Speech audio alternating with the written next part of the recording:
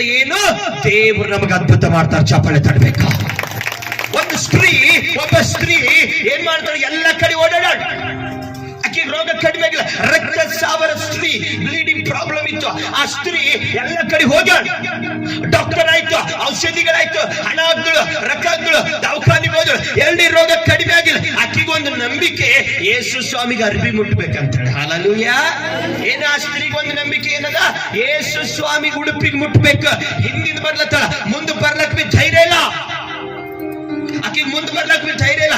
ಯೇಸು ಸ್ವಾಮಿ ಹಿಂದ್ ಹೋಗ್ಯಾಳ. ಆಕೆ ಹಿಂದ್ ಹೋಗಿ ಲಾಸ್ಟ್ಗೆ ಆ ಬಟ್ಟೆಯನ್ನು ಮುಟ್ಟಿದಾಗ ದೇವರಲ್ಲಿ ಇದ್ದಂತ ಶಕ್ತಿ, ಆ ಬಟ್ಟೆ ಮೇಲೆ ಇದ್ದಂತ ಅನಾಲ್ಟಿಂಗ್, ಆ ಬಟ್ಟೆ ಒಳಗಿದ್ದಂತ ಶಕ್ತಿ ಆ ಸ್ತ್ರೀ ಮೇಲೆ ಬಂದು ಚಪ್ಪಾಳೆ ತಟ್ಟಬೇಕು.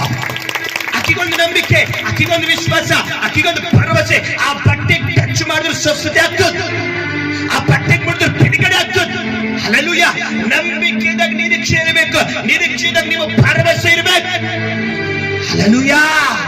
ಏನು ನಂಬ್ತಾ ಇದ್ರು ಅದರ ನಿರೀಕ್ಷೆಗಳು ಇಟ್ಕೊಳ್ಬೇಕು. ದೇವರಿಗೆ ನಂಬಿದೆ ನನ್ನ ಪರಲೋಕ ಸಿಗ್ತದ, ದೇವರಿಗೆ ನಂಬಿದೆ ಈ ಪಾಸ್ಟರ್ ಬಿಡುಗಡೆ ಆಗ್ತದ. ಆ ನಿರೀಕ್ಷೆ ಇರ್ಬೇಕು. ಆ ನಿರೀಕ್ಷೆ ಒಳಗೆ ನಮಗೆ ಭರವಸೆ ಇರ್ಬೇಕಂತ. ಹಲ್ಲೆಲೂಯಾ.